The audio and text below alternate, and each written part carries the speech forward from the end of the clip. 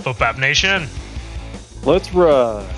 Welcome back, everyone. Another episode of the Fantasy Footbaps podcast. It's me, B Dizzle, with my co-host Paul. Paul, say what up. What up, Simpsons lovers? Yeah. So for anyone listening at home, this intro music right now is from Simpsons Hit and Run. It's Bart Goes Downtown. Paul requested this be played because of the new Summoning Salt video on the speed run. Paul, you're a Simpsons hit and run speed runner yourself, right? Amateur. I am. I have my PB saved in a notepad on my computer. Could say I'm top 100 in the world, probably. So wait, are you actually? I have no idea, but I feel like I have a decent time. All right, well, enough about Simpsons Hit and Run. I just can't believe that he actually made a video about that. That's great. When I saw it pop up, I was like, no fucking way. As always, we're going to go through last week's matchups, the little power ranking action, playoff picture action. We're going to look ahead to next week's matchups, and right off the rip, let's get into me and Dave's matchup since it's right here.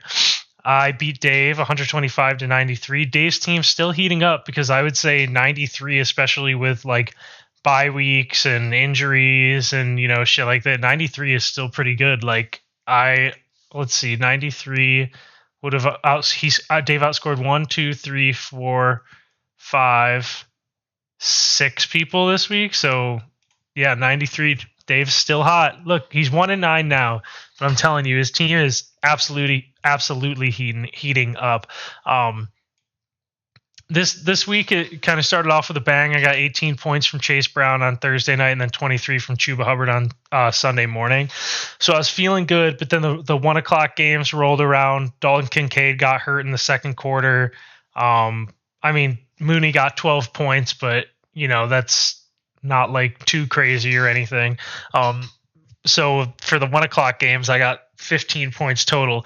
And the 1:00 games are where Dave had most of his players at. So Dave going with the bold starting 3 Steelers players strategy, and it worked out.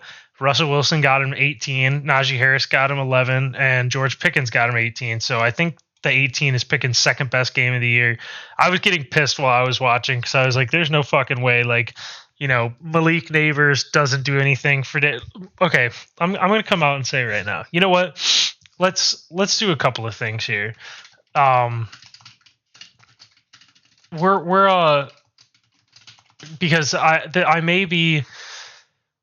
Actually, this is a little different. I'll save this for later on in the show. But basically, I feel like we might have jumped the gun with Malik Neighbors in fantasy because he opened up the season. He got 23, 24, and 17, and it was when he was getting targeted like 20 times a game. And he's still getting targeted 13, 11, 10. Like I don't know. Remember, Paul, you came out, you apologized to Dave. You said I was wrong, but I'm just gonna come out and say I think you might have been right.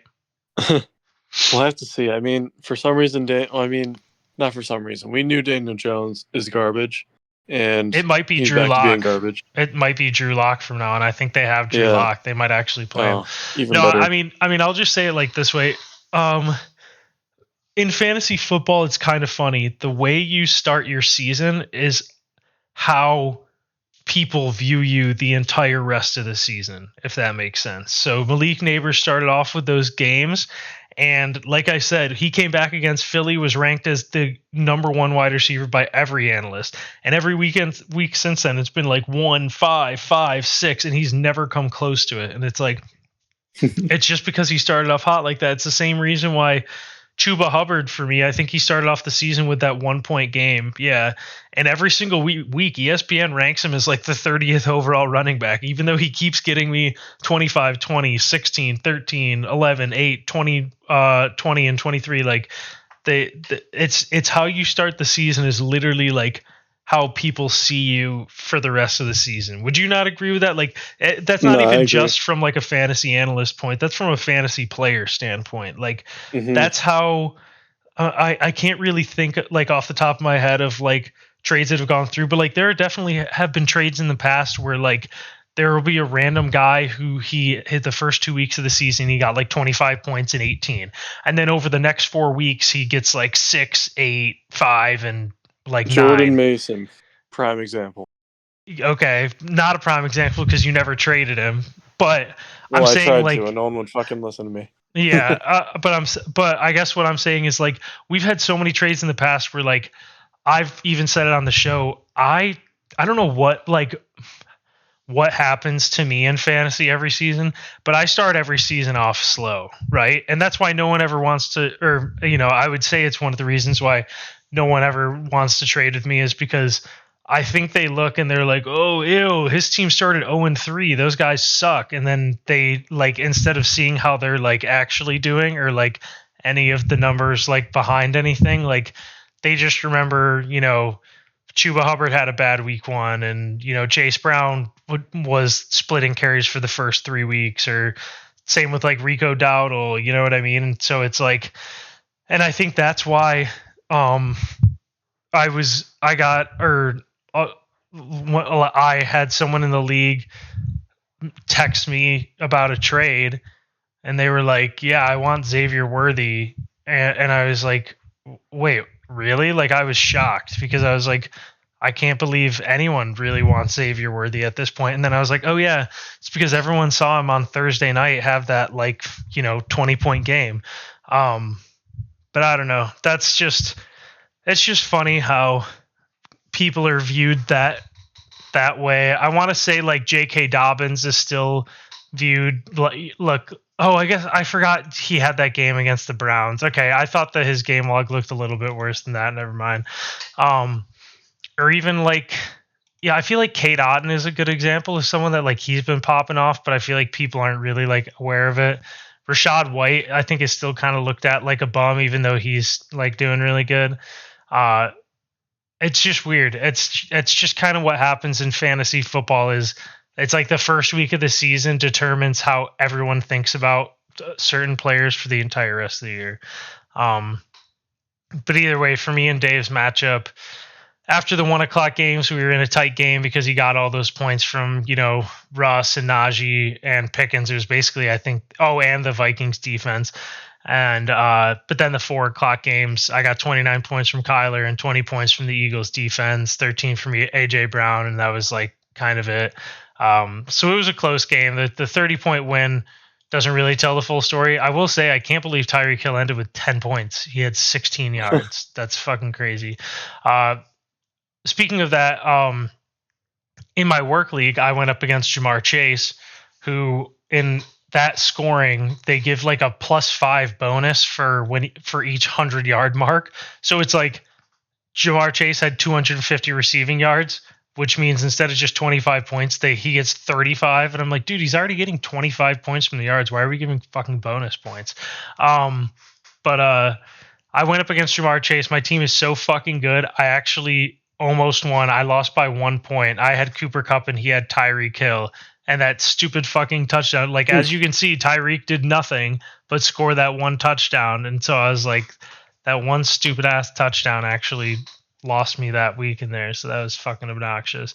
But yeah, I think Dave's figured it out. I will say, you know, I think Dave has to not play Najee and play Rashad White in the future, or potentially.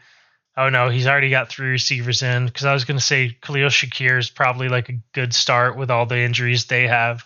Uh, but yeah, I mean, because I just think as much as I think Russ and Pickens is a good duo to have, but I don't think you can triple down on the Steelers offense, right? Like I Right. I don't know, That's a like little extreme. I know Dave's going for the home team here.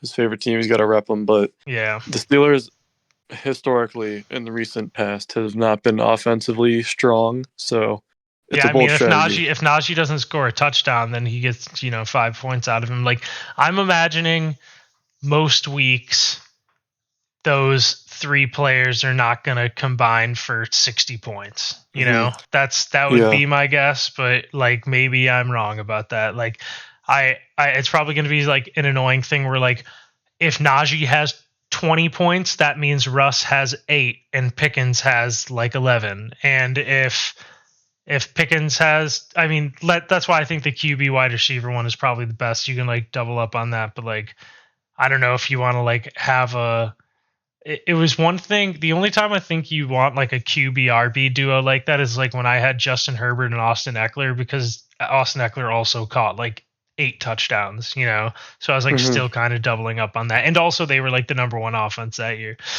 But either way, I still think Dave's team looks really, he has a lot of ways he can pivot. He's not like locked into that. This was a big matchup here. Nick beats Ryan by 20. Ryan only puts up 85 despite getting 33 from Lamar, which is kind of crazy. 33 from Lamar, 13 from Kittle. Like, if your tight end and quarterback are combining for 50 points, I would expect more than 85 points. Mhm. The Yeah, it's a tough desperation, week. the desperation Jordan Mason play was a little strange. I don't know, like there. I think we mentioned it. I think we mentioned it last week about how Ryan was pissed he didn't get who even was it? I can't even remember now. Do you remember what running back it was? Khalil or no, Yeah, Justice Hill. Khalil Herbert. It was Khalil Well, Herbert. Justice Hill too. Yeah, Khalil Herbert and Justice Hill, who I think both had 0 points. And I think we said on the show, like, if I were him, I'd just pick up like Tyjae Spears or something. Look, if Ryan played Tyjae Spears, he still would have lost by like 17 or maybe like 16. But like, I was shocked he actually went with Jordan Mason. They're like, what? I don't know. Mostert is like useless at this point. I mean, Ryan had bye week, so I guess he Mike didn't have Williams did Jacobs. catch a moon ball touchdown, so Yes, things are looking up. I will say, and I get it, kind of. I don't know. If I were Ryan, I think I would have played Mike Williams over Taysom Hill just because I don't ever want to start 2 tight ends. But at the same time, Taysom Hill had a long touchdown called back on a Yeah, holding. So, I was just gonna say, um, got kind of unlucky. But Taysom Hill is just like they got nobody to throw to, and they throw him in as the running back and shit. So it's just really he could do well, no matter what. and Nick's team is getting healthy. I Yeah, think Nico Nico's should be supposed back to be this week. back. Yeah, and either way, Mhm. he gets 8.5 out of Jalen Moore, and I mean, it's just a solid performance overall for Nick. It was a good performance. Carried a bit by Joe Burrow, but Ryan was carried a bit by Lamar and lost. So can't really fault Nick for that one. But yeah, I mean, if Ryan could figure out anything outside of Lamar, just Justin Jefferson and George Kittle, I guess kind of Josh Jacobs, like, because at this point he's kind of starting like 2 bad players each week, right? For the most part. Mhm. If he could even figure out like one of those. Oh, you know what? DK Metcalf, I think, should be back like this week or next week. Maybe Yeah, that'll true. help. And then he'll only be starting like 1 bad player. But yeah, we'll see what ends up happening with that. Oh, we'll save that for last. What a great game that was. The next game we're gonna look at was a shocker to ever. I mean, I think me and you may have called this I upset. can't remember. I think we I called this upset, but I can't. I What was the didn't. projection? Can you scroll down a little? Was it close? 87 to 89. Oh, So I yeah, said it the was very over. I close. think I was slamming the over on it. No, That's what I it said was. the under. I think I said the under. I said that. Yeah, I think I we were said on that. both sides of it. Yeah, wait. Because I could be. I might have called the under on Austin and Steve. What were their projections at? No, it couldn't have been that. I think I called the under on that. So I guess technically I was wrong. Like Chip was under his thing. Like, come on, Yeah, Chip was under. if I if if Mike didn't explode. Yeah, if Jamar Chase didn't score 50 points, I think the under would have won here. Either way, though, Hmm. this game was over after Thursday night. Jamar gets Mike 50 points. But even looking at it, like Kelsey gets him 16, Calvin Ridley has Calvin 22. Ridley. Yeah, I know, right? Purdy has 24. Like, I will say and Tyrone Tracy was just a great pickup by Mike. I mean, that was so underrated. I called Yeah. it out the day he did it on the podcast. I called it out. I was like, for anyone out there who thinks Mike is like not trying, like he just got Tyrone Tracy, which is like an actual, like legitimately really good pickup. Hmm. That's I 2 years mean, in a row now. Mike's gotten great running backs. He got Kyron Williams last year. Now Tyrone, mhm. who's doing real well. Good for Mike. He got an eye for talent. I will say he got Alexander Madison as well this year, who Yeah. for a while there was getting him like good points. Either way though, man, I guess Chip had some buys. I mean, anytime you're starting Jalen McMillan, didn't he start Jalen McMillan last week or something too? Wait, Jalen McMillan scored 0 points. Did he even play? Was he hurt this week? Wasn't there something, or was that last week? Was active but didn't log any snaps. Chip played a guy who was a healthy scratch, dude. What the fuck? That's insane. I guess for anyone who's not watching, Mike was the highest scorer on the week, and he beat Chip 130-70, which is fucking crazy. And that's with Mike getting 0 points from one of his running backs. Yeah. Just like and 1 point from Sterling Shepard. I mean, this was a performance and a half. That's -1 from his defense. How did he score 130, bro? This is fucking crazy. That is actually insane. That's hilarious. Brutal loss for Chip. I mean, you want to be 5-5 at this point. He's 4-6. Chip probably has to win out to have a chance at the playoffs with how competitive everything's looking. But I mean, same thing with Mike. 7-7 could get him in. You never know. Yeah, he's on a 3-game win streak now. Is that true? Oh, wait. No, I beat him last week. He's 3-1 in his last 4. He's still on fire though. Yeah. Congratulations, Mike. I mean, that's just a hard fought victory. Another game that was kind of boring.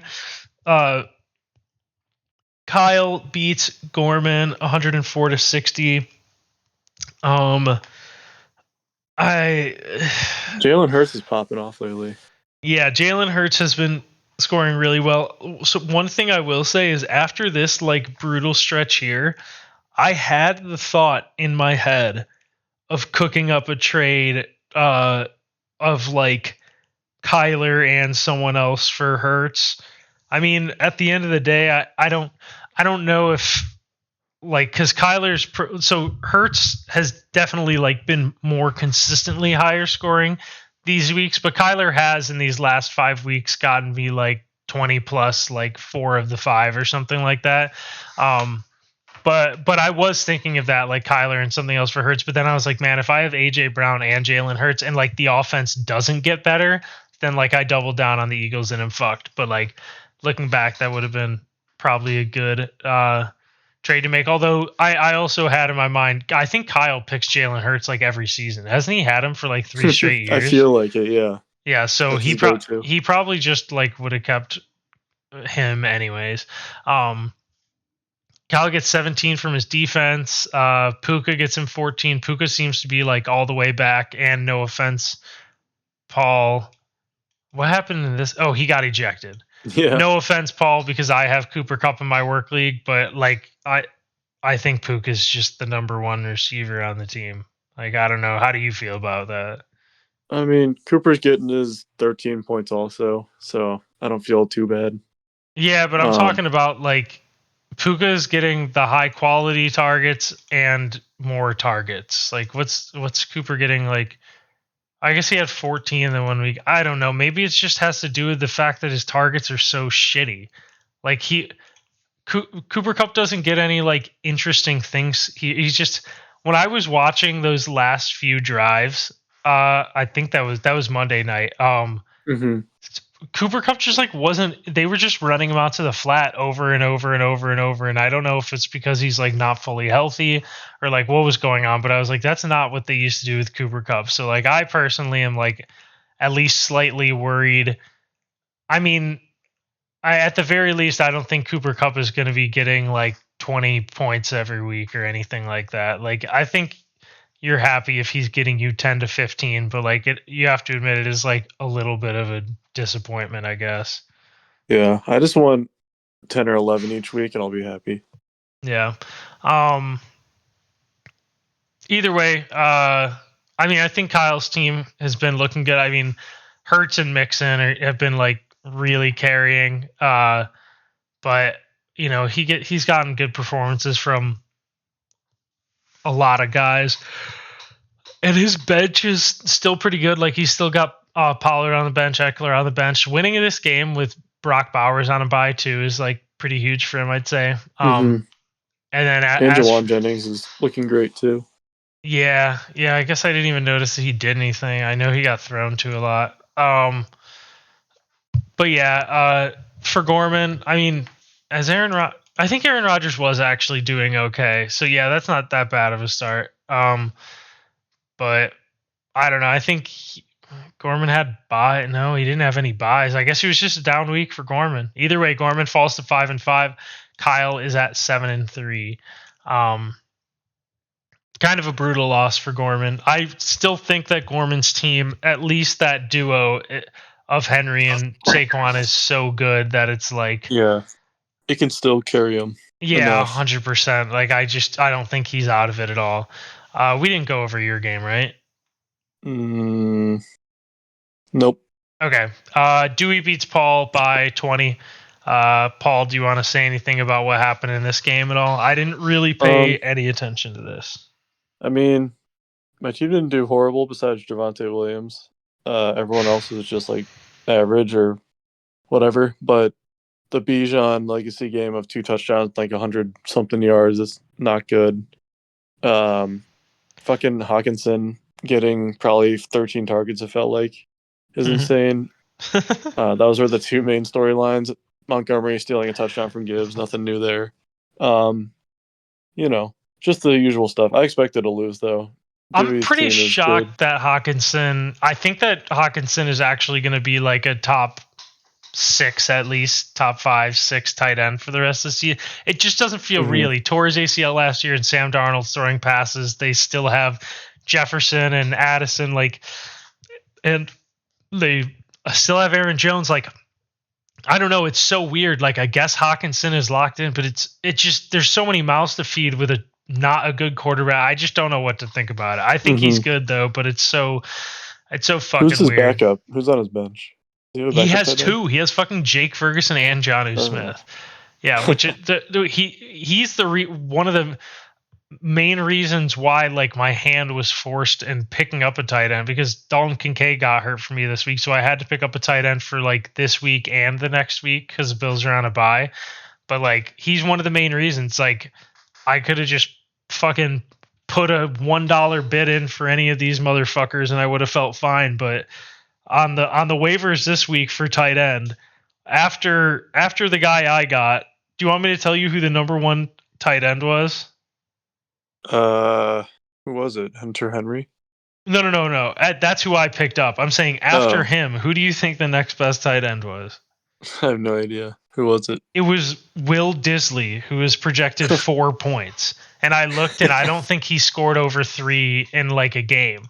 And I'll get more into it. Oh, I guess 6 points. Sorry, in my work lead we do standard scoring, and he was at 4.3 in that. So, but yeah, I looked at the names on here: AJ Barner, Brock Wright, Will Disley, and I was like, I can't fucking do this shit, dude. But yeah, I mean, that's a tough loss for you, Paul. Jaden Daniels gets him 8 points. That's his worst game of the season, right? Like, that was by my a lot. opportunity. Oh no, I guess I figured. Oh, he got hurt that game. He got hurt that game against Carolina. But I figured he would have not so great of a game against Pittsburgh. But Terry still had a good game, which sucks. Another fucking stupid, annoying thing that I have to bitch about is T. Higgins for the 3rd week in a row. Questionable all week and then just is out. So, this man's never rostered T. Higgins before, has he? No, this is my first year having him. It's great God. Let's see. Deontay, go ahead. Deontay Johnson too. Also, the brilliant Ravens trading for him, using him for 1 play a game, which is wonderful. I love that. Which is wonderful.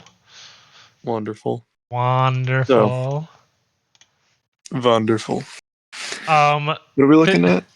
Oh, I just wanted to show you that I had T. Higgins one season, and he's the reason why I didn't make the playoffs in this one stupid fucking league that I didn't even want to do. He was active this game, healthy, and their coach, after he didn't play a single snap. I lost by like 0.7 in that game at the end of the year. I was 1 game off the playoffs and I had DK Metcalf on my bench and like 2 other guys that scored like 20 points. Like, I would have won. And T. Higgins was like, yeah, I'm good to go. And then after the game, he didn't play a snap, and the coach was like, yeah, he wasn't good to go. He couldn't play. I was like, what the fuck, dude? So yeah, and I think they got in trouble because that was like messing with the injury report, like lying about shit. He's a pain in the ass. Yeah, I fucking hate him. And Deontay Johnson, the Ravens, I hate them. Oh, how are we feeling about our Khalil Herbert pickup? All right, first game. Did you see his first snap? All right, yes, I did. Let me get to that. 3 days after being traded, doesn't know the playbook. They just wanted to give him an introduction. You still think he's going to turn into a stud? Not a stud. I just think he's worth rostering. I just think Chase Brown can't be the guy getting 30 carries a game. And if he is, that's awesome. But I feel like there has to be some sort of sharing involved. So what do you think Khalil Herbert's going to be at then? What percentage of carries do you think he's going to get? I think he'll get like 35 to 40%, but my hope is that he gets the goal line touches. That's what I'm really banking on. Yeah. That's interesting. I just want to see, like, let's see. We played one snap. Yeah. I want to go back to like when was the last game Chase or what's his face? Zach Moss played. Like maybe this Eagles game might have been one of them. Yeah, so this is kind of what I'm envisioning is the 5 carries thing. We'll see. I'm hoping this is the end of the season type of play. Yeah. I'm not worried about it just yet. He might be I love Khalil Herbert. I picked him in fantasy for like 3 straight years thinking he was going to be like something, and he just never fucking did anything. But I think in my mind, the nail in the coffin for Khalil Herbert was the fact that the Bengals were looking to work out Leonard Fournette this week. And I was like, really? Okay. Yeah, I was like, maybe this isn't going to work out then. But we'll have to see how that goes. But yeah, I will say, for me. I expected to lose though. I will say though, what are we falling into here? What did I say at the beginning of the show? Those first few weeks determine how you think of a player the entire rest of the season. I feel like that's you with Chase Brown right now, right? No, I love Chase Brown. I wanted him so bad. I had him in my other league. Oh. I was going to say, yeah. Oh, no, well. I was a believer. I wanted him bad. I feel like no one else knew about him, though. The reason why I like Chase Brown a lot, like where he's at now, is the fact that the Bengals defense sucks so bad that they like literally have to keep scoring points and scoring points and scoring points. So they like are always moving the ball down the field, which is like, that's what I was saying with really nice. Ryan about the Ravens. Like that's why Lamar's legacy season's happening, because he has to keep scoring every drive that they touch the ball. No, 100%. Yeah, this is a completely different team than the Ravens have ever had, where usually they have a really good defense and Lamar doesn't really have like I still don't even really know what's happening, how it just keeps I mean you're right. He gets to throw a shit ton of passes and keep moving the ball and stuff, but like at the same time this is probably also the best he's played his entire career. It's so fucking bizarre that this happened like this barely season. Has any mistakes. Josh Allen panic meter? It's like a 1. I'm not worried. It's just annoying that he doesn't get his 30-point games anymore. That's all I'm mad about. But I mean, he's not having shit classes. It's just, the 20-point average is there. So yeah, like you can't be mad at it, but also it's kind of crazy to think he probably had like 7 30-point games last year and probably the year before, and like I mean, this game was supposed to be a piss class. He threw no touchdowns and 2 picks, but he ran for a touchdown, so that helped. I'm glad you finally put Courtland Sutton in your lineup. Good God, that was just way overdue. Didn't you lose by like 2 points this week where you didn't play him? I don't think so. Oh. Either way, though, the past 2 weeks has been there. We have to have a conversation. What? About Bijan Robinson. And we're on the 2nd year of this, so everyone watch out for next year. At this point in the season, after week 5, I said Bijan Robinson isn't a generational talent like we thought he was. He's really good, but he's not like amazing. And now he scored 20 plus points every week since then. And not only that, but he actually has looked like a generator. I don't know if you've watched any Falcons games, but these aren't Mickey Mouse games. He actually looks really fucking amazing. Looks like a generational back. Right after I said that, and you remember last year, right? I went on an entire rant about CeeDee Lamb last year and how I was like, he's just not that guy. Like, he's good, but he's not amazing. So CeeDee Lamb starts off the year with 9 points, 20 points, 8 points, 13, 7 points. I go on a rant basically around the same time. Yeah, week 5 here. This is what the similarities here are crazy, Paul. After week 5, I go on a rant and I'm like, everyone wants to hype him up because he's a Cowboy. He's really good. He's just not generational. Like, people are hyping him up for no reason. Immediately after that, 15 points, 35, 23, 34, 14, 15, 27, 16, 15, 22, 34, 29, and basically single-handedly led Kyle to the playoffs with Dak and shit. So next season, Paul, let's try to keep this in mind. After week 5, I'm going to go on. Someone. I'll pick someone. Bijan was just pissing me off because, like, I was kind of pissed. Like, I, for one, in fantasy football, I don't have Bijan on my team this year, and I didn't have him last year. But in fantasy football, I like when there are good-ass players to pick from, you know? Like, I want players to be good. I want there to be fucking scoring. So I was pissed at Bijan because I was like, dude, he was supposed to be generational. Everyone's saying he's generational, and they're complaining about him not getting touches and stuff. And at that point, like, my eyes, oh my God, Wemby scored 50 points tonight. My eyes don't weren't deceiving me. He wasn't doing anything special on the field. I went on that rant and he immediately turned into like prime Adrian Peterson. Like, I still can't even believe what the fuck happened there, dude. Like, I'm still like kind of in shock. So yeah, next year after week 5, people need to send in suggestions. Like, hey, I have this player and he's not performing well. I'll pick one, go on a rant, and they're guaranteed to turn into an absolute stud. Because now we're 2 years in a row on this. Like, it's almost like they listen to Footbaps and then they like get their act together. It's fucking crazy. Some more panic meter stuff since you're here. Jonathan Taylor, panic meter? Not much. I mean, if Anthony Richardson starting now. I think that's a good thing, honestly. Oh, okay. You're not worried about Anthony Richardson not being able to move the ball / stealing goal line carries? Not really. I feel like they're scared to run him now because he gets hurt every 2 minutes if he's on the field. But I think it's a good thing. Let's compare it to Derrick Henry and Lamar. How about that? That's exactly the same scenario I see in my head. They're 2 elite players with great run ability. That's fucking crazy. I'm totally kidding. I was going to say that's the most insane thing I've heard all day. I liken the Jonathan Taylor and Anthony Richardson duo to Lamar Jackson and Derrick Henry on the Baltimore Ravens. Yeah. Just 2 guys with great running threat. It opens up the field for both of them. So, you know. Yeah. I get it. I like kind of know what you're saying. Jonathan Taylor's weird to me. I just haven't seen him be like talent-wise elite probably like since that one random season. Has he been? Go ahead, sorry. I didn't really expect him to do like crazy. Like I said, I want people to score in double digits consistently, and he's been doing that. Yeah. I'm happy with it.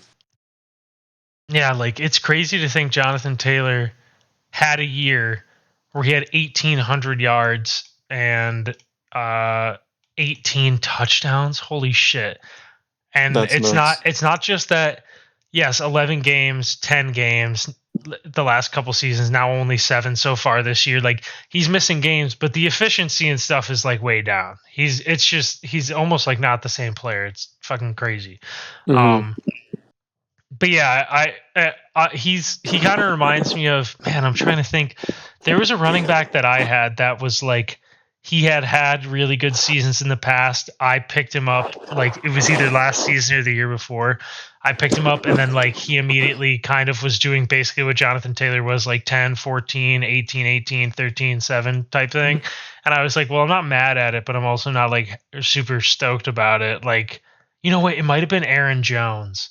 I think when I picked Aaron Jones up, like it was off of one of his better seasons, and Aaron Jones was always like kind of like a boom bust guy, but when I had him, I just remember it was like he never had the boom games. It was just kind of like 8, 12, 12, 13, 10, 12, 15. Yeah, really. Bro was just busting, dude. No, yeah, it was weird. He was just kind of consistently being good, and that was it. And I was like, I'm not like upset about it, but at the same time, like I had signed up for him to have the random 30-point weeks, and he like wasn't getting it for me. This is a tough loss for you, Paul. I will say panic. Okay, so panic meter on playoffs for you. And I'm only saying panic meter for you because like I feel like there's no panic meter for me because I was never in a place to make the playoffs until just now. So I can't really answer that, but for you, as someone who had like a 99% chance to make it like 3 weeks ago. I was telling you last week, dude. I told you, like I figured I was losing this week, and it's just my team's been going downhill. I don't really know what my peak was. The panic meter on a scale of 1 to 10, though. I think you were like it's like a 7. I'm like feeling it a little bit. I would be surprised if I missed the playoffs. Honestly, I said that last week, and I wouldn't be surprised if anyone missed the playoffs, to be honest. Like you could tell me, you could convince me of any one of these teams that are between 4 and 6 and 6 and 4. You could convince me any of them making the playoffs or missing the playoffs. Like this fucking season's insane. But the last game we're going to get into was just Austin has been involved in 2 piss classes now. I actually was looking, Paul, he's been on the losing end of 2 piss classes. So Steve beats Austin 64-58. 64-58, by the way. You heard that right. I mean, Steve is now 6-4 off of just like a purely Mickey win, which is just I mean, you got to win the game, so it's how it goes, but like good lord, that's just like so disgusting. And then from Steve's perspective, it's like, how the fuck did I win with Nick Westbrook-Akine and Tyler Algier in my lineup? And then from Austin's perspective, it's like, how the fuck did I lose to someone starting Nick Westbrook-Akine and Tyler Algier? Like, that's just insane. Darnold had a good matchup against Jacksonville. It just didn't fall through. DJ Moore is worthless. Zay Flowers is kind of what he is. You know, he's going to get you 3 points or like 20. You just got to, I mean, this game log's crazy. 19, 3, 1, 16, 18, 3, 15, 27, 5. Like, I mean, he literally is what he is. The Ravens scored, 35 points in that game, and he still only gets 5 points. It's just insane. Yeah, that's also true. Yeah, they score all those points, and like none of them are going to Zay Flowers. Bizarre. But I will say right now, Paulflation got the best of Austin this week. Austin gets -3 points from the Jets defense. We talked about it last week on the show. The highest anyone spent on a defense this season was Austin picking up the Jets for $6. And I had texted Austin. I can't remember if I said it on the show or not, but I was like, that's crazy because the Jets aren't a good defense, and also the Cardinals are like super hot, you know, like it might work out, but like that also could blow up in your face, especially when you had looked at it. And I think the Jets already had like 3 negative games as it was. Yeah, -1, I guess 1, -5. So it was like when they've played competent offenses, essentially that's actually it. I guess Minnesota's competent, but like I was like, man, he's really playing with fire. So the Jets get him -3 points. He loses by 5 points. But I'll take it one step further, Paul. Jets were the second lowest scoring defense on the week. And Austin wouldn't have picked up the Bengals defense. That was the lowest scoring one. They were playing the Ravens. He would have never picked them up. So I looked at it. I think Austin could have picked up any of those defenses that like any defenses besides like basically like Bengals and shit like that, and he would have won this week. He spent the $6 on the Jets. Totally came back to bite him. But yeah, I would have never thought that the Jets would get -3 points. I'd never project that for like any defense besides unless you're the Bengals going up against the Ravens, then I'll project that. Yeah. But I will say, like, I think that was just a crazy pickup. Paul, what do you think? It's pretty insane. I'm sorry, Austin, my inflation got to you a little bit, but the funny thing that, like, if you told me at the beginning of last week that Steve would be throwing in Westbrook and Keeney and Tyler Algier and winning a football game. Yeah, in those same slots, you look over Tyler Algier in the flex, he's got CMC in the flex, and you're like, okay, this is an easy one for Austin, but it clearly didn't work out that way. It's just unfortunate. Austin really needed this win. We were talking about it last week, and now he literally can't lose again. If he does, it's pretty much, over for him. But yeah, so we have so many guys that are 6-4 now. I mean, Dave and Mike are the only, and Chip, I guess, being 4-6 with Austin now.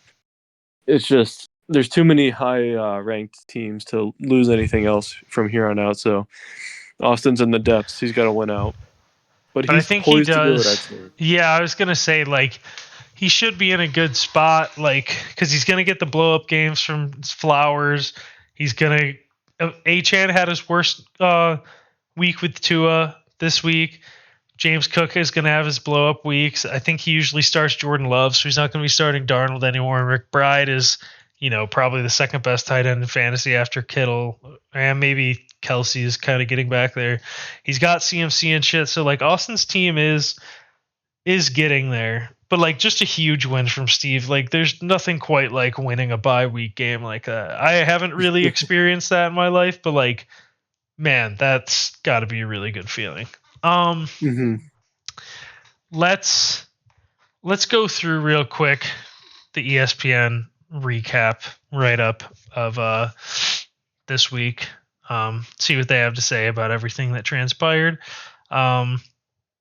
Week 10. Okay. Austin lost to Steve by a final score of 64-58, or 59 basically. Steve basically took the week off. Took the week off, but Austin told them to watch this. Cue Usher meme. Oh, God. And decided to one-up them. I hate this whole, like, why do these write-ups keep adding, like, but I'm feeling 22, insert picture of Taylor Swift. And it's like, why the fuck do they keep saying this? Like, that's how it's done. You may not have won the matchup, but you won the lowest score challenge. Oh, I just roasted the shit out of Austin. The top scoring players were Jamar Chase with 50, Joe Burrow with 34, Lamar Jackson with 33, Jalen Hurts with 30, and then, Kyler at 29. I guess I didn't realize you read that. The most valuable bench warmers were Austin Eckler on Kyle's bench, Patrick Mahomes on Chip's bench, and Bucky Irving on Gorman's bench. And then the worst starts of the week were Jaden Daniels, who scored 8 points for Dewey. Dewey still won that one. Aaron Rodgers, who scored 4 points for Gorman. Gorman lost that one. And then Sam Darnold with Austin. Obviously, Austin lost that one. The game changer this week was Jamar Chase. Sources told us that Mike walked into the locker room before last week's game and gave the team a passionate pep talk. They walked up to the wide receiver coach earlier in the week and told them that a huge performance from the group was needed in order for the team to have a chance. With that in mind, there was no stopping Jamar Chase from having a breakout performance to score 50 points. Great job motivating the team, Mike. You created a game changer. It's Mikey time. It's Mikey time, baby. Monday Night Miracle. All's fair. Austin again, man. All's fair in love and war, but unfortunately not in fantasy football. Austin, we're sure you went into Monday night feeling pretty good about Steve's win probability of 34%. We would have too. So Austin had that's crazy. So Steve only had a 34% chance going into Monday night to win. There's no way you could have known that Devon Achane would only score 7 points. Repeat after us. It wasn't my fault. So yeah, that's what ESPN is Yeah, a lot went wrong for Austin. They've kind of been falling off a little bit, but yeah, they were targeting Austin on that one. Yeah. As for the power rankings, ESPN thinks that Kyle's going to finish first, Nick second, Ryan third, Paul fourth, me fifth, Dewey sixth, Steve seventh, Gorman eighth, Austin ninth, Chip 10th, Mike 11th, and Dave last. I think that Dave can rally off some wins to end this year and finish 11th place. I really do. Mm-hmm. It's the battle for 11th, but Mike's team is getting hot. Mike's team is getting hot too. Oh God, it is Mikey time. So let's take a look at the chart. It's just crazy that since week 5, it has been Dave and Mike just in the 11-10 slot like that. And then Austin's just been perpetually stuck between this 9, between like 10 and 8, basically. He's basically going between 9 and 10 since week 5. Chip has the most interesting trajectory, I think. Maybe Dewey, but like Chip going from 5 to 1 all the way down to 10, like to go all the way up to first place, drop to 10th, like from like in a 3-week span from week 1 to week 4, he dropped from first to 10th, and it kind of never got better after that, at least as of right now. But Dewey's is pretty interesting too. He started it at 11th. He's all the way up to I guess he kind of fell down a bit to 6th, but he was at number 2 at a certain point. Ryan's sticking at that 3 spot. Ryan's been top 3 every week since week 2, which is actually kind of insane. Yeah. And then Paul, I think you just dropped out of the top 3. Yeah. But you were top 3 every week since week 4 until this past week. That's crazy. Yeah, unfortunate. Nick's kind of been in the top area. I've just been having this slow this slow rise. Well, I had a really big rise and then a fall and then a slow rise again. Just trying to keep that momentum going up. And then Steve's kind of been dropping off a little bit. Gorman's been in the he's just basically been between 6 and 8 this entire time. It's crazy how some people are just kind of in the same area the entire time and don't ever veer off from that. But yeah, and then Kyle's is super interesting because Kyle started at 2, dropped to 7, got all the way back up to 1. Back-to-back weeks at 1. So Ryan and Kyle are the only 2 teams that have had back-to-back weeks at the number 1 spot. Like Paul, you've had multiple weeks at number 1, but like not 2 in a row. Only Ryan and Kyle do that. Have done that, so kind of interesting to see there. Let's get to the recent activity here. Since we last talked, Nick picked up MIKEY. Oh, sorry. We're recording late right now, so I'm actually pretty fucking tired. MIKEY gets picked up by Nick. Ryan picked up Jordan Mason. Mike changed his name. Thank you, because that makes it easier for me to know what team is his. Paul made Deontay Johnson likely to trade and Mark Andrews likely to trade. You hate your Ravens players. You hate your Ravens. That was at 7 a.m. You woke up at 7 a.m. and immediately you were you had a nightmare. You had some kind of nightmare, and you just had to make those guys likely to trade. That's hilarious. I saw them. I guess I was angered that they won, and Deontay Johnson didn't do much. And Mark Andrews did play well, so he's trade bait officially. Trade bait. But yeah. Yeah, but you're jail bait, Paul. Yeah. Okay. All right. Also, while Friday was kind of popping, Dewey adds Cam Akers on Friday. Paul adds the Dolphins defense, drops Gabe Davis. I'm surprised the Dolphins defense hadn't been picked up at that point. I guess because they're so bad, but... Well, they're playing the Rams that week. Yeah, but I would have assumed someone would want to play them those 2 weeks, but who knows. And And then we have Gorman. Ooh, what did Drake May do? Okay, not too good. I was going to say, what if Drake May dropped 20 points out and after Aaron Rodgers dropped 4? But yeah, Gorman picks up Aaron Rodgers.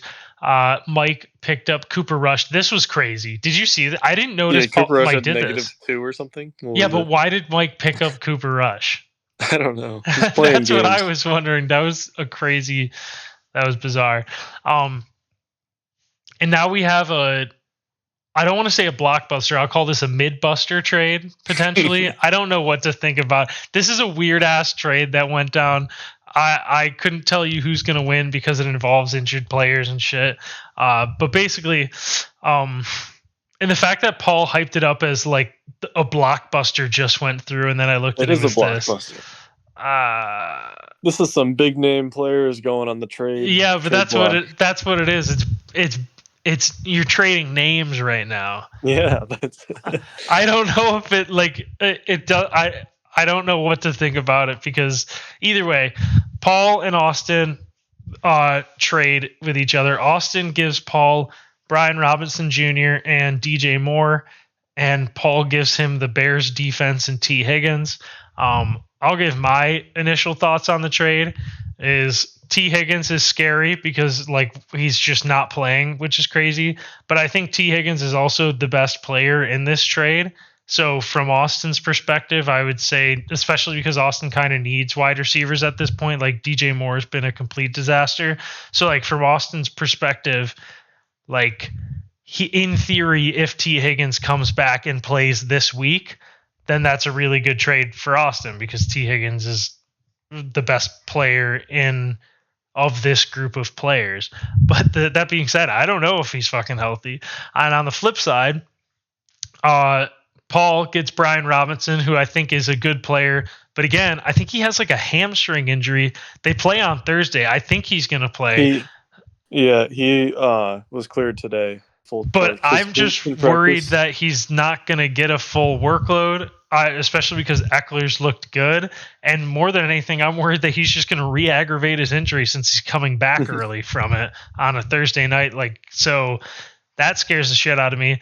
And then DJ Moore, I don't know. I play Paul in a couple weeks. I don't know if it's next week or the week after that. So I'm sure DJ Moore is going to have his only good game of the season against me. But at this point, DJ Moore, I was talking to Kyle about this when we were on Discord the other day because I have DJ Moore in my work league and I haven't started him since week 4. But I did tell Kyle he's one of those people that's like a landmine. He's on your team and you're I have to play him. It's DJ Moore. I have to keep putting him out there. And it's he does nothing but hurt you because you feel like you have to play him. So you play him and then he sucks every week, So that's I have DJ Moore in my work league. So I'm not saying that because I want that to be the case. I'm saying that is the case. And luckily in my work league, I'm good enough that I don't have to play him, but also thank God because he's been such a disaster. But I want to hear your thoughts on this, Paul. What was it that you wanted the most out of what you got? Or what did you really want to get rid of T. Higgins that badly? What's going on here? So I think I mentioned it a few times in past episodes. T. Higgins has, my hatred towards him has grown week by week because he's questionable all week, and then you get to Friday, and then it's yeah, he's going to be out this week. But hold on, he might be questionable next week and might play. But no, that cycle's been going on for a month now, and he hasn't played. So I was sick of it. It's costed me losses week after week. Well, at least a few times, but especially this week. If he played, I would have felt very confident in winning, especially since they're playing the Ravens. And him you were confident that he would have gotten 20 points because didn't you lose by 20? 15.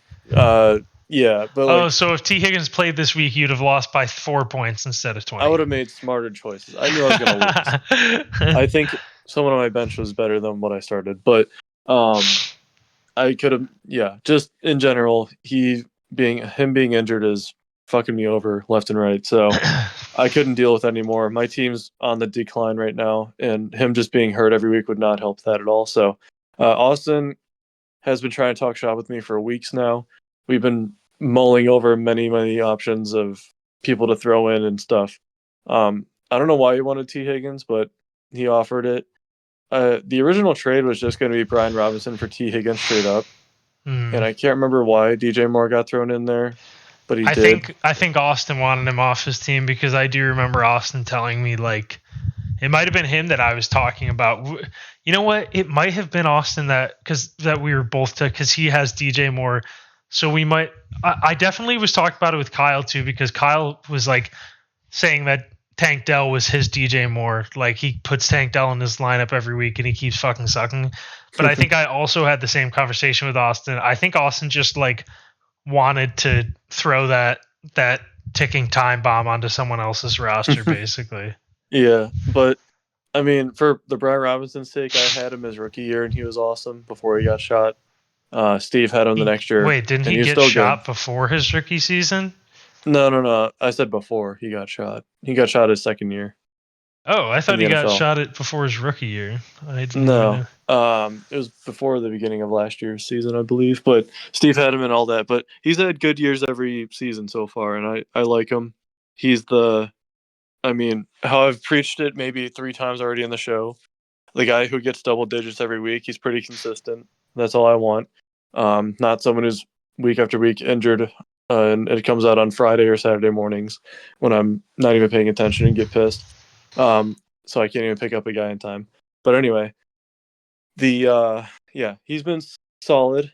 I don't think Eckler is a threat because he's old and slow. He does catch a lot of passes, but Brian Robinson gets the touchdowns usually. So I just want him to score 10 or more a game, and I'll be happy. And it seems like he's been on that trend for a bit. But for DJ Moore's sake, him getting thrown in there was great because now that the Bears have a new offensive coordinator, I'm coping a bit and just hoping that things change. Yeah. Caleb Williams, I said at the beginning of the year, even before he got drafted, he was going to be the biggest bust of the century. He had those 2 great games, and I felt like an idiot. I said something like that. I'm not a believer in him at all. I didn't like him at USC, but I mean, I don't know if my thought with him was the same thought that I had with Kenny Pickett, which was like with Kenny Pickett, I was like, this guy's gonna suck, but then the Steelers drafted him and it was like, well, they're a good organization, so I had to miss something. Caleb was a different case where I didn't think Caleb sucked, but I was just like, is any of this going to translate to the NFL? If anything in the NFL, you can't be like fucking running around back there being a dipshit and then just launch a pass down the field. It just doesn't work. So yeah, like I don't know if I would go as far to say he would suck, but I definitely like was like, I must be missing something here because I don't really get it. I'm a certified hater of him. I'll admit it. I said bust of the century and I'll stand by it. But he had those 2 good weeks and I felt like an idiot, but now he's back to being garbage. But maybe it was just the OC's fault. Maybe the Bears are big brain and this will solve everything. I will say Brian Robinson is the perfect Paul architect. Because just like Todd Gurley that one season where Todd Gurley just was barely doing shit and fall into the end zone every week, that's basically Brian Robinson. Scoring a touchdown and getting 16 points, scoring a touchdown, getting 10, scoring 2 touchdowns and getting 14, scoring a touchdown and getting 13. So that's like literally when I think of running backs that Paul starts, like my mind immediately goes to like the Todd Gurley architect, the guy that like is barely getting yards but falling into the end zone every week. So that's it does alarm me a little bit, but I mean, at the end of the day, he hasn't had a game worse than 8 points, and I'm hoping that continues. What would you do if this week he gets 2 points and breaks it and tears his hamstring again? Whatever. Well, I'd just accept my loss and move on to next year. I'd start mocking. When did Brian Robinson get shot? All right. Beginning of 2023, I believe. Nope. Right? 2022, you fucker. What year is it? It is 2024 now. When was his rookie year? I think it was 2022. What the fuck? I knew it was before his rookie year because I remember having the thought when Ricky Pearsall got shot that I was like, that's the second rookie that got shot in like training camp. What the hell, man? Yeah, but either way, that's crazy that he got shot. I don't know. When me and Steve were talking yesterday, I swear Steve was like, he got shot when he was on my roster. And that was last year. Come on, man. That man Steve was choned. Yeah, I guess I don't remember properly. But either way, I like him. He's solid. We'll see how it works out. But fuck you, T. Higgins. I'm glad you're off my team.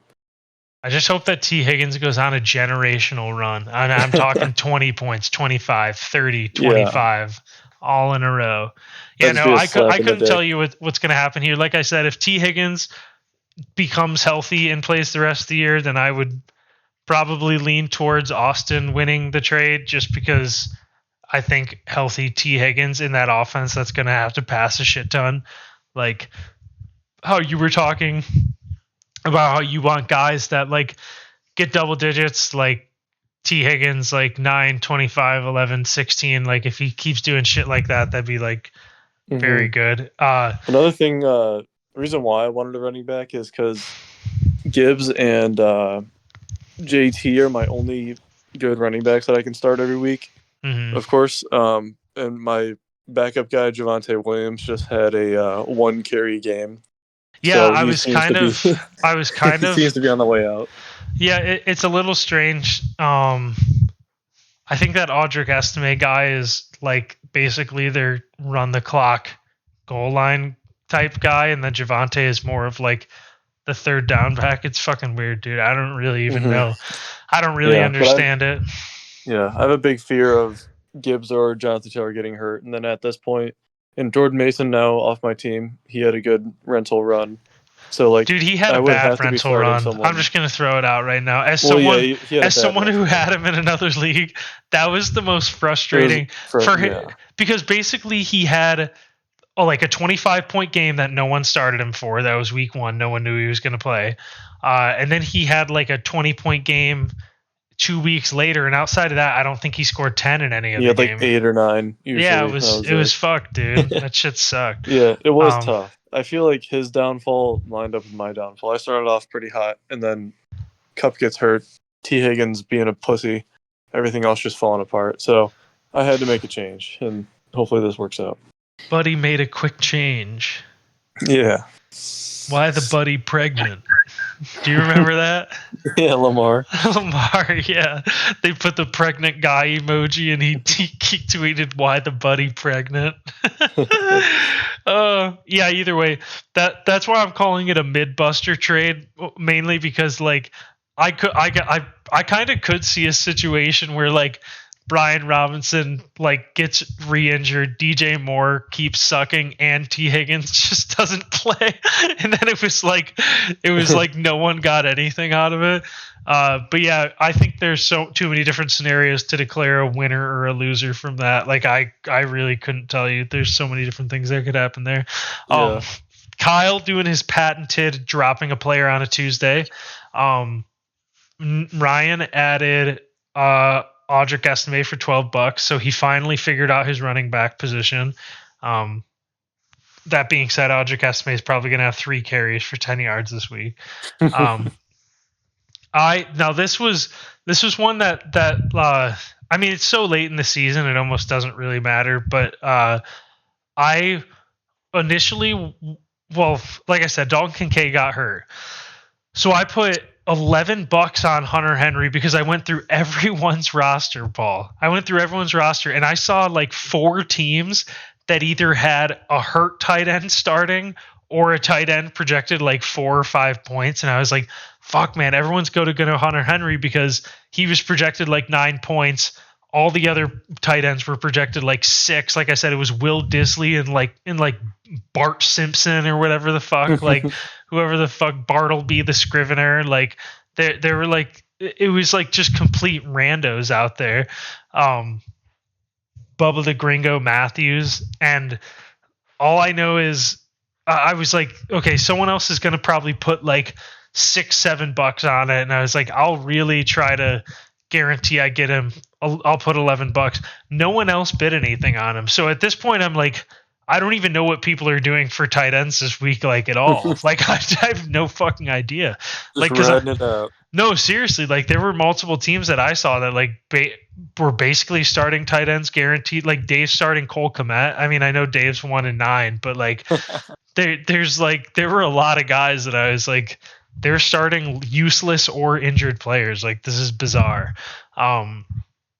So yeah, wasted $11, but whatever. And then I decided, kind of just for the memes, Austin put $6 on the Jets last week, and I didn't really want that to be Austin's legacy for this season.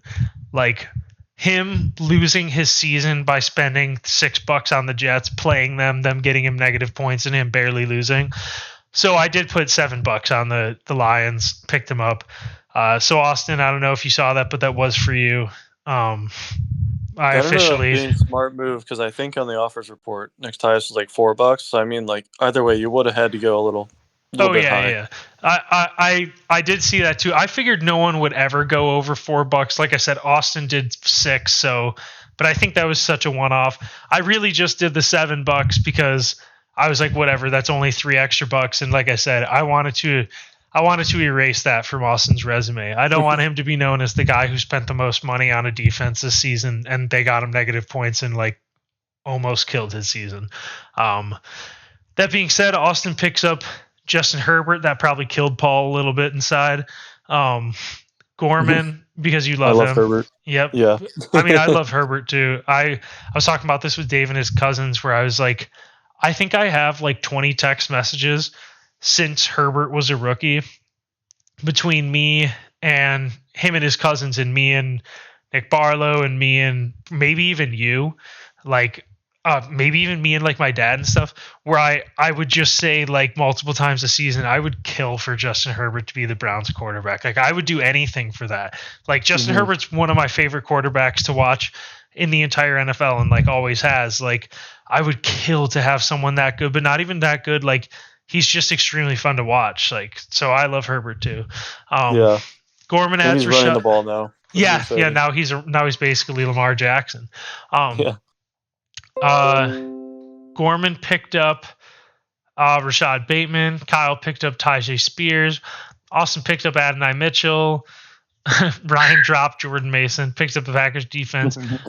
Mike picked up Gabe Davis, and then the trade went through. So let's get to this week. No, actually, let's get to the standings. Sorry, everyone. First place in the East is Nick at 6-4. Second place is Mia at 6-4. Third place is Paul at 6-4. Fourth place is Gorman at 5-5. Fifth place is Austin at 4-6, and sixth place is Chip at 4-6.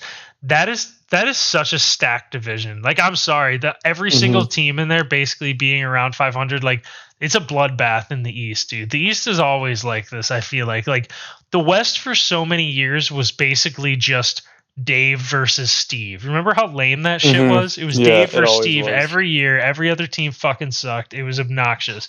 And the East was always a bloodbath. Now, obviously, now the West has Kyle in it, and Ryan's been doing good the last couple seasons. And honestly, Dave sucks now. So so things have just weird. Wait a second, Dave's eliminated. Yeah, so it's Chip. No, he's not. There's not an E next to Chip's name. Oh, I looked at it backwards, dude. I was looking. Okay, that's why. Dave's eliminated. Damn it, dude. That's so fucking funny. Okay, I gotta screenshot that and send it to the group chat. I had no idea Dave was already eliminated.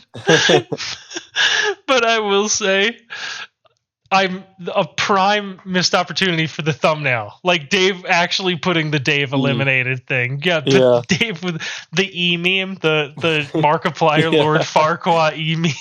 But with someone's Dave's gonna get that. Whoever hits the E at the end of the year, they're gonna be put on there. Yeah. So yeah, East is a bloodbath and always has been. West has been getting more competitive. Let's get to West right now. Kyle's actually sole possession of first place across all the Footbaps, but he's also first place in the West at 7-3. Second place is Ryan, 6-4. Third, Dewey, 6-4. Fourth, Steve, 6-4. Yes, you heard that right. There are 6-4 teams. And not only is there that, but there's 10 teams with 4+ wins. So it's like the most competitive season ever. It's bizarre what's happening here. Mike's 3-7, and then Dave eliminated at 1-9. So Ryan was number one in the West basically the entire season, and I think this might be the first time he isn't number one. So that's a huge dethroning.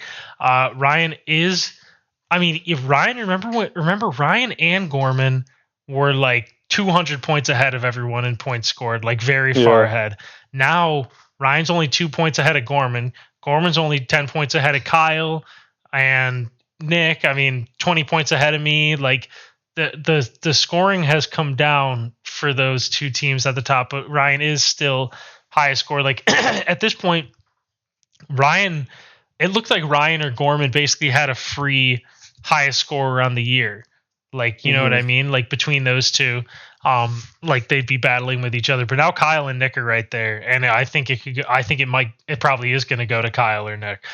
So just Ryan's experienced a bit of a collapse. It's not going great there, and we'll see if he can turn it around. Chip is the most scored on. Ryan's still the least scored on, but Austin, after it took Austin had 2 weeks this season where he lost like 65-62 and 63-58, and Austin still has more points scored on him on the year than Ryan does. How fucking insane is that? 264 performances. Mickey. Yeah, actual Mickey. As for the division, Mike hasn't won a division game, so Mike still, we already knew that he tears up the East. Paul basically just beat up on the division. He can't win out of division. Same with Steve too, and even Ryan. Yeah, those all three of you guys are like 2-3 against the other division. As for home and away splits, Dave Gorman still can't win at home. Paul, you have the best record at home. Love to see that. Home dog. Yeah, as for the road dogs, Dewey 4-1, Kyle 3-1, Steve 3-1. I mean, I'll even throw Gorman there at 4-2. Dave hasn't won an away game yet, and Chip is also struggling on the road. Same with Mike. Longest win streak is me with 4, but Kyle has 3 in a row. Dewey has 2 wins in a row. And longest losing streaks are Dave has lost 7 straight. Chip has lost 3 straight. Ryan has lost 2 straight. As for moves, Paul's still at the top in the move department. Love to see it. And Nick is kind of catching Dewey in the moves department, only 2 behind. That's not something you see every day. Let's check the projected playoff bracket here now. Like I said, Kyle sole possession of first, which means he has the number 1 seed and a bye if the playoffs started today. This is a nice matchup here. The 4-5 matchup is number 4 me versus number 5 Paul as it stands right now. The 3-6 matchup is number 3 Ryan versus number 6 Dewey. And the 2-7, is number 2 Nick versus number 7 Steve. So, man, in this lower bracket, this is like, what's that game? Squad. This is like this could be the squad. Nick versus Steve, squad on squad. I hope Nick and Ryan switch spots. Then it's the Sad Bowl, and then Ryan versus Steve. That'd be amazing. Oh yeah, it'd be a heck of a matchup. It definitely would be. Did Kyle get a bye last year?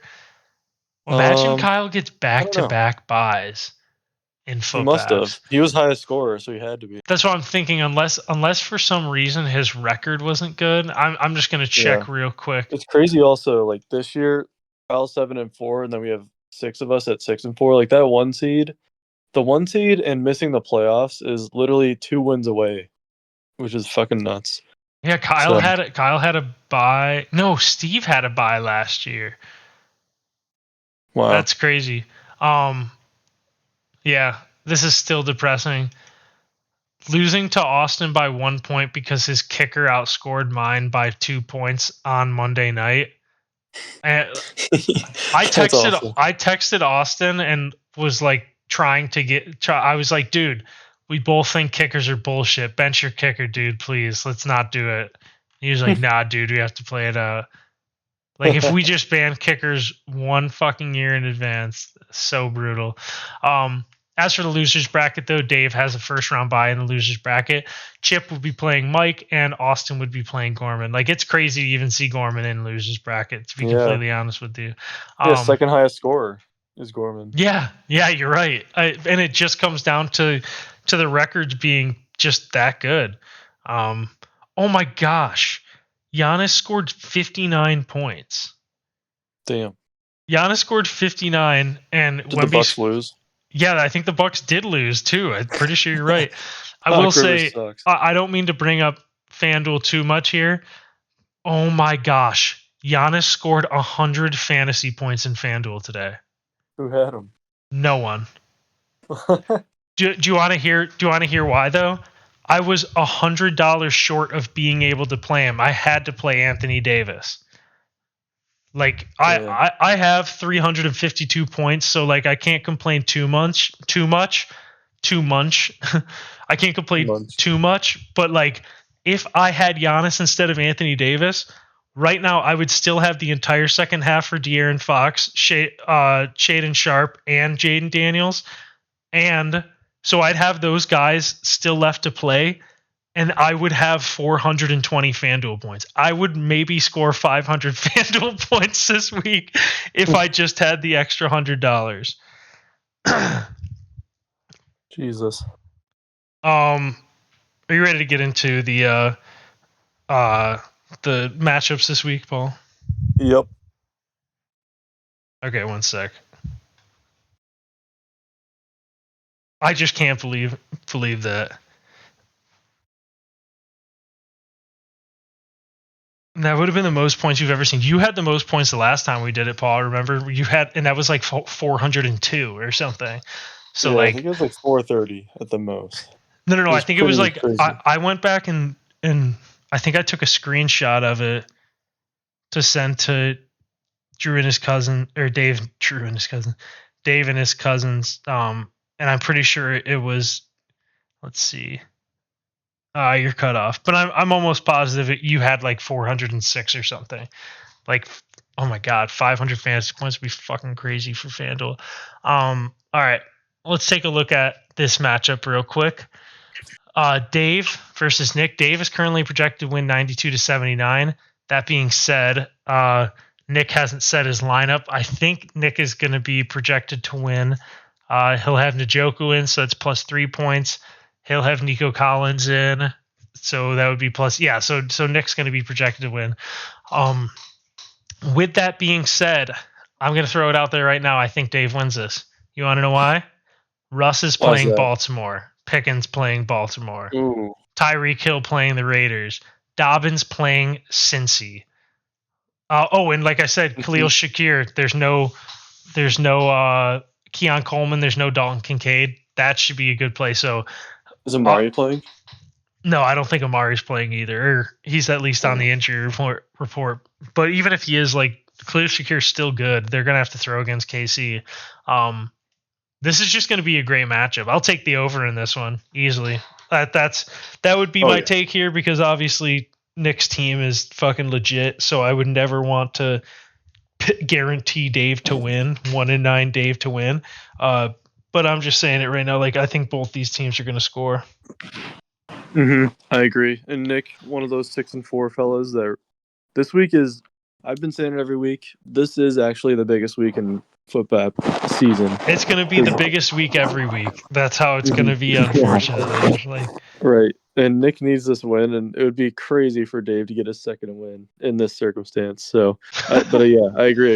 I could see it happening. It's a coin flip. I think that Nick has a 60% chance to win, but like, you know, if Russ goes out there and throws for 300 yards and 3 touchdowns, and Pickens has 150 yards and 2 touchdowns, would you be surprised? Yeah. Like, I wouldn't be surprised. He also has the Vikings defense versus Tennessee. Meanwhile, Nick has the Steelers defense versus the Ravens. So if Nick doesn't change that could end up being bad. But that should be a really good game. This is also a huge game. Huge implications for both teams in this one, unlike the last one where it was just Dave playing for pride. This is Ryan versus Gorman. 6-4 versus 6-4 versus 5-5. The two highest scorers also. Yes, the two highest scorers matchup too. Do you have any takeaways from this game? I'll say Nick Chubb projected 14 points seems insane to me. Right. Audric Estime, that's kind of a brutal player to have to start. This is also going to be, these two made that trade where Ryan took Nick Chubb and DK Metcalf and Gorman took Devontae Smith. So this is going to be a pride play too for who won the trade. Mm-hmm. Do you have any thoughts on which one you think is going to win or anything like that? I don't even know if I can call it here. It's really, I mean, Lamar plays Pittsburgh. I don't know if he's good against the Steelers usually. If he's going to get his usual 30 fucking points, we'll have to see. Kittle, now that CMC is back, if Kittle didn't have that touchdown, he would have had 5 points on the day. And it was like a late fourth quarter touchdown. So Ryan was really close to having a Kittle piss class. So if that happens, Kittle piss class plus Lamar mid game, he's fucked. It's really going to come down to them, like it has all season. Oh yeah. Okay. Yeah, this isn't great. Lamar's numbers against Pittsburgh historically are not good. Like at all. No. I'm not even kidding. I just went. It looks like in like, let's see, in I'll say 1, 2, 3, 4. In 5 games, he has 4 passing touchdowns. And as for yards in that, 230, 250, 200, 161. Damn. So yeah, and then rushing wise, they're not showing me his rushing wise, no rushing touchdowns against them in any of those 5 games. Jesus. And 10 yards, 70, 65, 55, 45. So like, I would say that none of those games, I don't even know if he's cracked 20 points. So yeah, that's extremely concerning. That's actually insane. Gorman's not playing Aaron Rodgers, right? Oh no, he's gonna have to because he has fucking Caleb Williams as his other option. Good God. Gorman doesn't have a defense in right now though. So Gorman will have a defense in, so the projections will be closer. Do you have someone, who do you think is going to win this one if you had to pick? I mean, just based on the Lamar matchup, because that's Ryan's team for the most part, is Lamar and Kittle. Mm-hmm. I got to go with Gorman, but what if we see a Chubb masterclass? I would love to see that. I think I'm going to go out right now and say, as for the content of the league, like Ryan losing to Gorman and having another 6-win team, that'd be great content. That would be pretty, yeah. But I think Ryan is going to win because Justin Jefferson, DK Metcalf, Kittle, like I think that those guys are enough. Like when I look at Gorman's team, Derrick Henry plays Pittsburgh. That's not an easy matchup. And Saquon playing Washington, they have like a decent run defense. Like Aaron Rodgers and Pat Freiermuth in Gorman's lineup, those are like 2 useless players. Like this is a close game from like, I think this could be maybe not a piss class, but like a mid class. You know what I mean? Mm-hmm. Yeah. So I can't pick a winner in this. I really don't know. I think that Ryan has what it takes to pull through, but like, would I be whichever team gets like 2 20-point games, I think is going to win this game. Like that's what it's going to come down to. It'll come down to if Derrick Henry and Saquon can get Gorman the 40 combined total point, or 50 at least, is what they'll need. So yeah, Thursday night's going to be also like potentially the deciding factor here. Gorman has Saquon and Devontae on Thursday. I just wanted to see if anyone has like a Monday night game or Sunday night game. No, this one's going to be over by 4. So, wow. Yeah, this one's going to be done and over. Start and end before we even know it. Next game, let's skip around a little bit. We'll go to me and Mike. As of right now, the projection is me 94, Mike 85. I said it before, Mike's team's kind of heating up. I'm only say kind of because I think Dave's team is really heating up. Mike's team is like a mini heat up. I still think he's getting good production from guys and stuff. But I think Dave's team just like looks legitimately actually like really good right now. Basically, I'm going to have to hope that Jamar doesn't score 30 plus points and that Ridley doesn't score 20 plus points. And potentially Travis Kelce too. Like Gorman just has kind of a bunch Kelsey's of like boom bust crazy guys. Yeah, he's got a bunch of boom bust guys. So just gotta hope that those fellas bust this weekend. Would have been nice to have Kyler and Chuba, but what can you do? Goff is going up against the Jags. I definitely felt better about Goff before he threw 5 picks this past weekend. But I mean, I'm just hoping. I'm hoping that Jared Goff throws like 200 yards and 2 touchdowns at before halftime of this game. And then I'll be like, all right, well, he's guaranteed to give me like 14 points at least, and that'll be like fine. But I think mine's also kind of going to come down to Thursday night slightly. Like if AJ Brown has a piss class on Thursday night, like I could be fucked. But yeah, I think this is one of those ones where people are going to look and be like, oh, Mike's team, blah, blah, blah. And I'm 6-1 in my last 7. Like, why is the line only 9 points? And then I say it every week, but Vegas usually knows. They always know somehow, some way. That's true. I think, it'll be a little close, but I don't know. I don't know if this one. I can't pick a winner in this one either because Calvin Ridley masterclasses could continue. Say with Kelsey and Jamar. And Ridley plays Minnesota too, and Kelsey playing Buffalo. Like they're gonna feed him a lot. Like Brock Purdy against Seattle. Like Mike has really good matchups. Like Goff has a good matchup. But that's basically it. Chargers are a good defense. Niners are a good defense. Denver's a good defense. I think that Washington has a good defense at this point. They were bad at the beginning, but not anymore. So yeah, I don't really have any great matchups. So this is going to come down to like if my guys can perform in bad matchups, basically. But I think it's going to be a close game. Next game we're going to look at here. Oh man, a couple of good games. All right, we'll start with this one. Dewey versus Chip. Chip in a must-win. Dewey also, I mean, basically in a must-win. Everyone's basically in must-wins at this point. Dewey's projected to win 101-89. I tend to agree with that. I'm looking right now, and it doesn't look like Dewey has really any bye weeks to deal with. Meanwhile, Chip has Baker on a bye and stuff. I think Dewey wins this one. What do you think, Paul? Yeah, this might be my guarantee. I think Dewey's got this in the bag. Chip's team, unfortunately, is falling apart. So, just a little bit. Just slightly falling apart.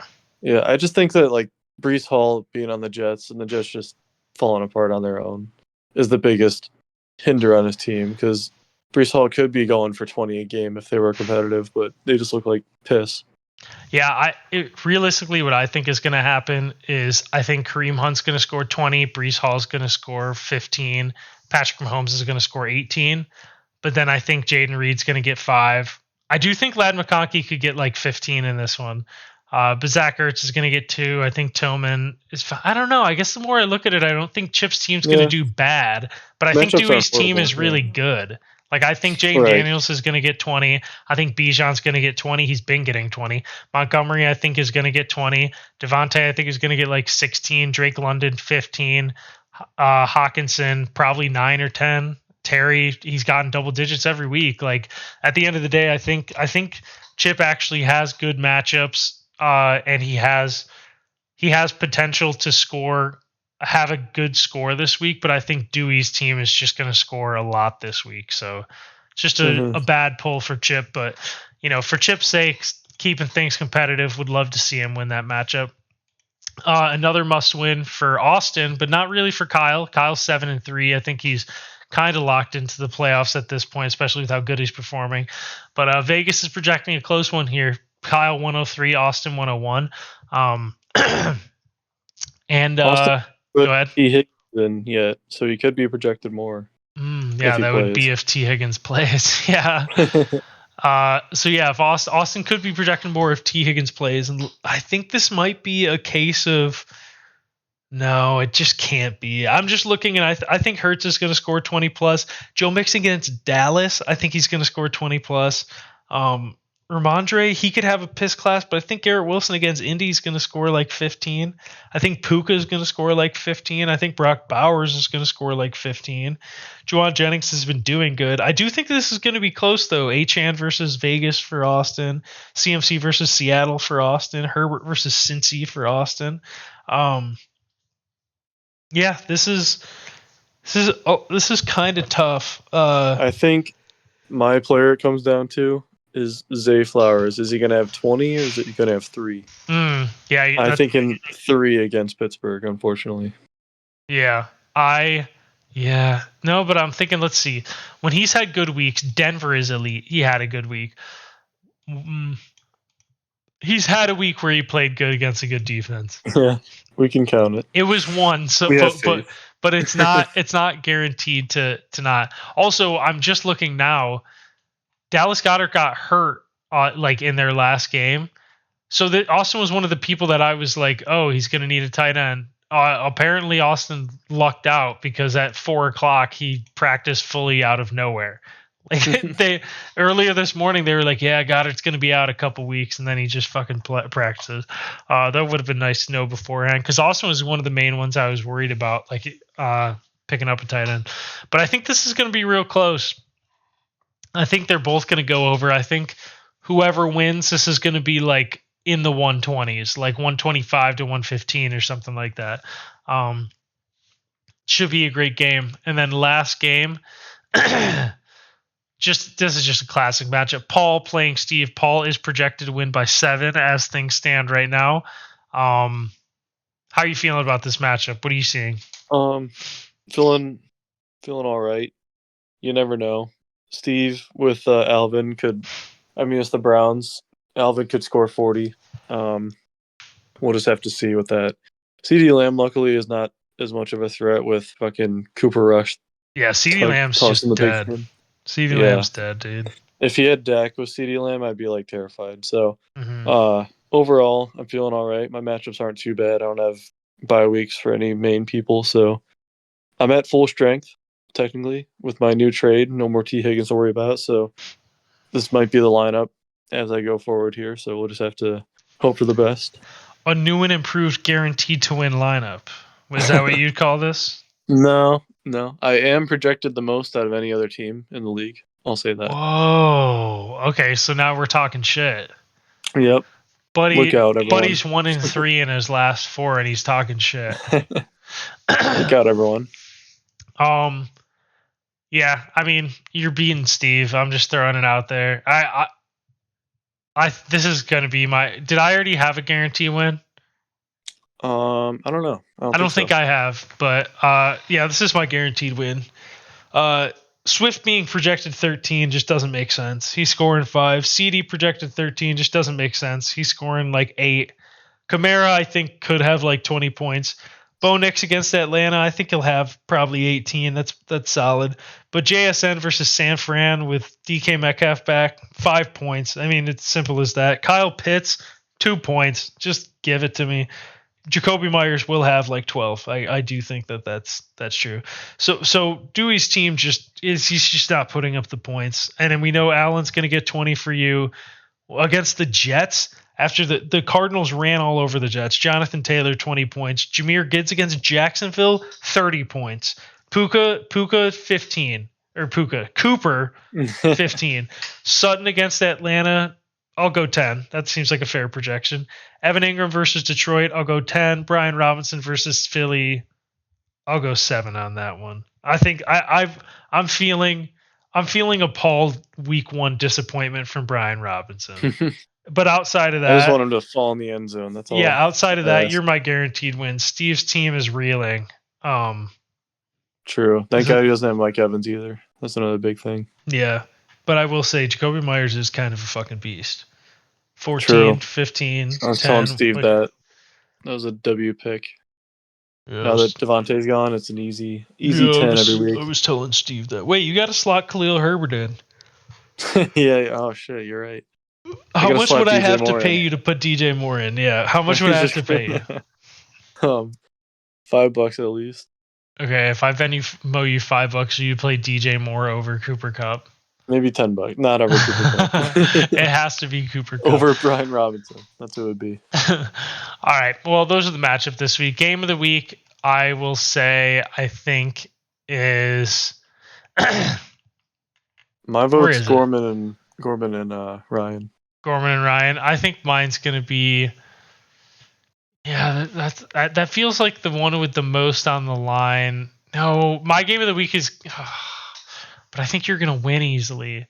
So you know what? I will say Gorman and Ryan for game of the week. That's two teams that need wins like really badly. Like you and Steve both need wins, but I feel like that game's not going to be too competitive. I really think you're going to win that. Truly, I'm not even trying to jinx. And I have no reason to jinx because either one of you losing is good for me. Like I don't give a fuck which one of you guys lose. Like one of you guys need to lose to help me out. But I think Gorman and Ryan, they're both losing games, right? They've scored a lot of points earlier on in the year, basically, but they've lost a lot of games recently, kind of reeling a bit. Both teams need to get back on track. So yeah, that's my game of the week. Your guaranteed win was who again? Austin? I thought it was Dewey, but hold on. Secondary game of the week is definitely Kyle and Austin too. No, yeah, that's the one I was gonna say. The only reason why I think Ryan and Gorman beat it out is because this week doesn't mean as much to Kyle. Like it means a ton to Austin, but for Kyle, like if Kyle loses, I don't think he'll be like too upset. He's just it'll be close. Yeah, I do think that in terms of like points scored type thing, like excitement factor from points scored, yeah, Kyle and Austin for sure. But yeah, my guarantee will be Dewey. I'll vote him on this one. Yeah, who's he playing? Oh yeah, Chip. I will say, was Chip the team you hated at the beginning of the year? No, it was Dave. Oh yeah, it was Dave. And I hated Dave's too. Poor Dave, dude. If Dave's listening right now, I'm so sorry. When we did those tier lists, Dave was the only one I didn't give a C to. At least a C. I gave him a D. And I will say, like, starting to feel real good about that. That team. I think that might have been the right move. I mean, we were right. So yeah. But that's all we got for you guys this week. It's late episode. Paul recorded in bed, so if anyone's listening at this point, say night, Paul, in the comments. Good night, everyone. All right, gonna sleep tight. All right, Footbap Nation. Let's ride. Let's ride.